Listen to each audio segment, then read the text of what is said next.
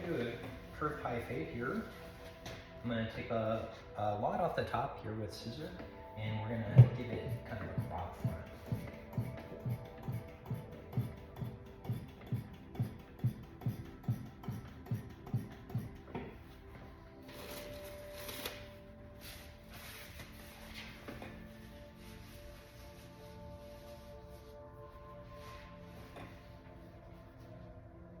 So one of the interesting things about, you know, what I do in here, opposed to what other people do, is like at my speed. So a haircut like this would take like the average hairstylist in Reno 45 minutes to an hour. And I do it in like about 15 minutes.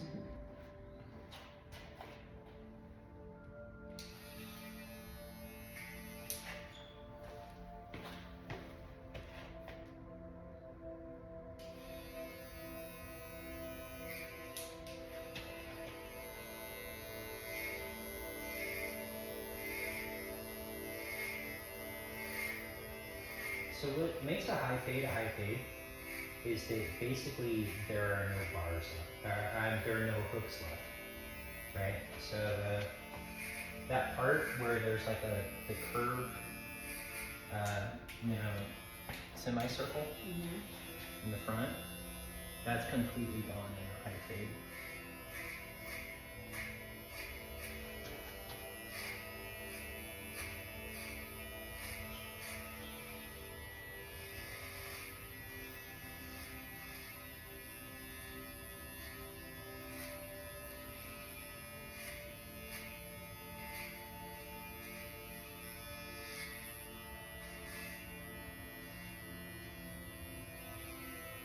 How you been since I've seen you last? Pretty good, actually.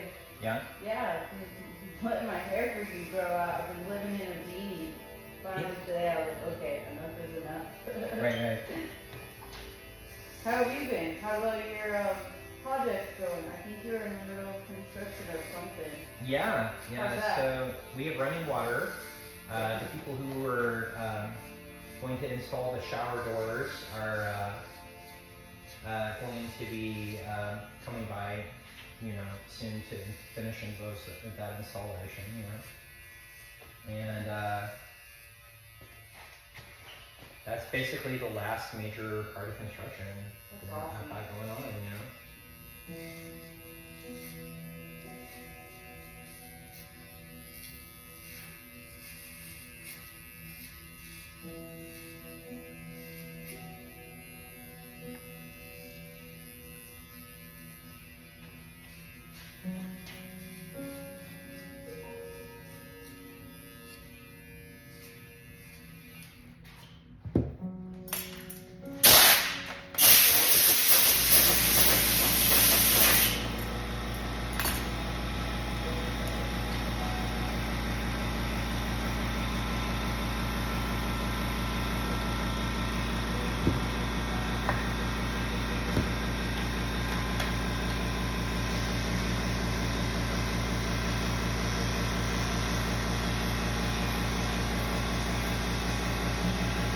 So the showers are pretty awesome right now.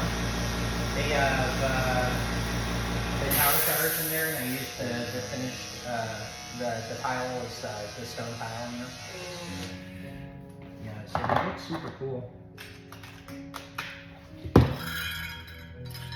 That's nice to have it finally come to an end and be complete too.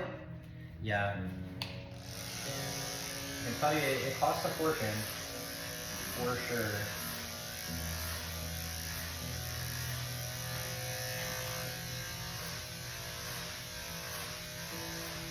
It's gonna be really, really nice to be finished with all this so I can start paying myself again. Because I haven't paid myself since November last year. Paying for all of that project? Correct, yeah. Holy crap. Yeah, it's a long time to work for free. You know? Huge investment in yourself. Yeah. I think that's something I've noticed with young barbers. Like, oftentimes they fail because they refuse to invest in themselves. You know? You have to. You have to, yeah. You know, that cost of renting a booth, for instance. You know, I remember, you know, in the beginning, you know, paying booth rent and not even making enough money in hair to pay the booth rent. So I'd like to get the money to pay my booth rent from somewhere else. You know? Figure out how to supplement that income. Right. Yep. Yeah, and I see like young barbers like having this attitude like that the owner of the barber shop has some sort of responsibility towards them to give them haircuts or something like this. This is actually not the case. You know? Yeah, it makes no sense for them to do that too. Yeah. You know, because if you're an owner or operated business, like all the leads that are on the phone, all the leads that come through that door, why would you give those to somebody who isn't doing the work to market themselves? Mm-hmm. Isn't doing the work to, you know, keep the customers, you know? It makes zero sense, you know what I mean? Those persons are gonna get a haircut from that person, not like their energy, and then go to another shop. Yeah, and that experience, you know, they'll remember that and they'll talk to other people about it as well, you know? And word of mouth is so much stronger than you think. Right. You know, so my advice to anybody, you know, starting a barber shop or something like that, you know, get a team that like knows how to market themselves, you know, because having people that are just sitting there leeching off of you, you know, it's not going to help you. It's only going to hurt you.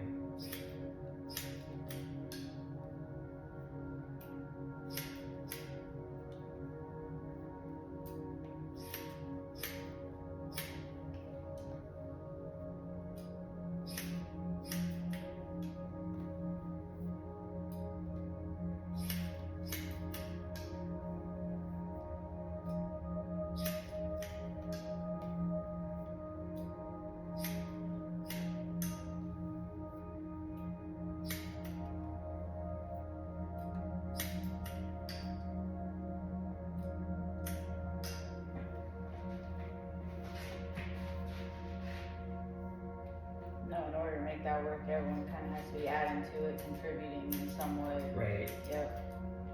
Yeah. And these guys who, like, at the beginning of their career, will see like one cut on their schedule, come in for that one cut, and then leave.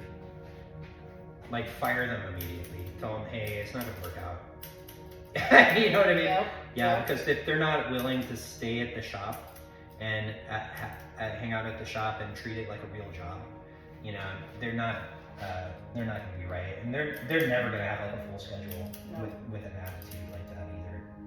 Because it takes too much sitting at the shop, waiting around, you know, putting in that time before you get that clientele. Remember that rent money that you collect from the barber chairs? You know, that it's nothing. It doesn't mean anything next to the reputation of your shop, right? You know, the reputation of your shop is how you attract like the good hairstylists that are going to pay rent consistently, and they're going to be an asset and actually bring clients in, opposed to just take clients away, you know? Mm-hmm. Yeah, that's not going to help. Right. That's another thing, is like, a lot of these barbers, they'll get into some sort of conflict with the owner, or conflict with like their coworkers, and then basically they just move on, you know? Yeah, and I'm gonna tell you, if you were the problem and that's why you left and everything, that problem is gonna follow you to your next shop as well. Mm-hmm. Yeah, so it's just not just barbering, but any career really. You know, there's a lot of self-reflection and self-work involved in having a great career.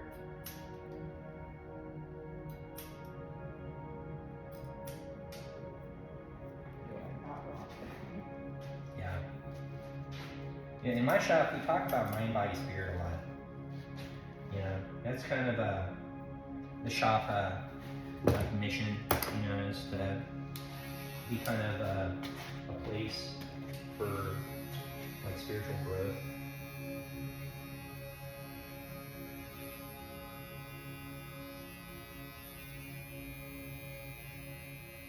And it's kind of like, you know, if you want to be like an Usain Bolt type character or something like that, you know, somebody who's just like simply great at what you do, you know. It doesn't start by, you know, looking at number 2. Like, I gotta be better than the second best guy. You know?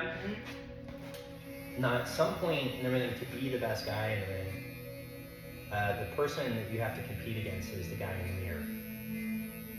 You know what I mean? Like, it's insanely important.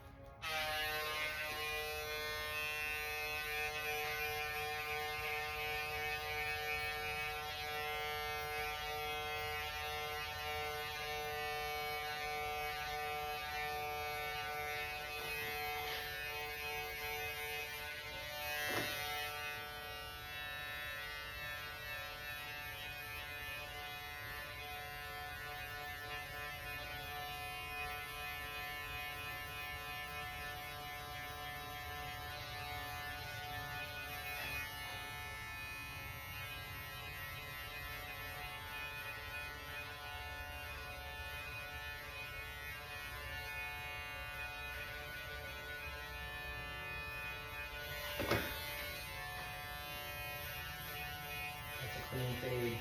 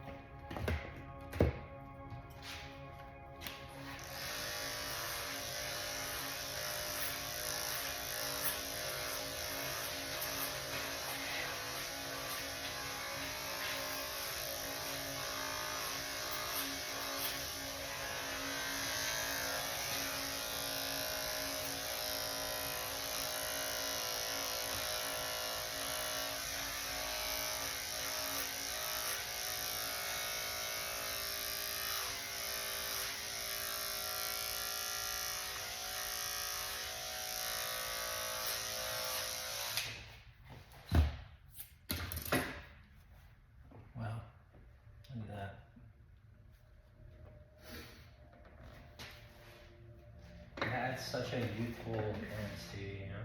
Oh yeah. That's perfect. Fucking dope, huh? Yeah, that's sick. Yeah. Exactly it. Take a look at that timestamp. God dang. Right.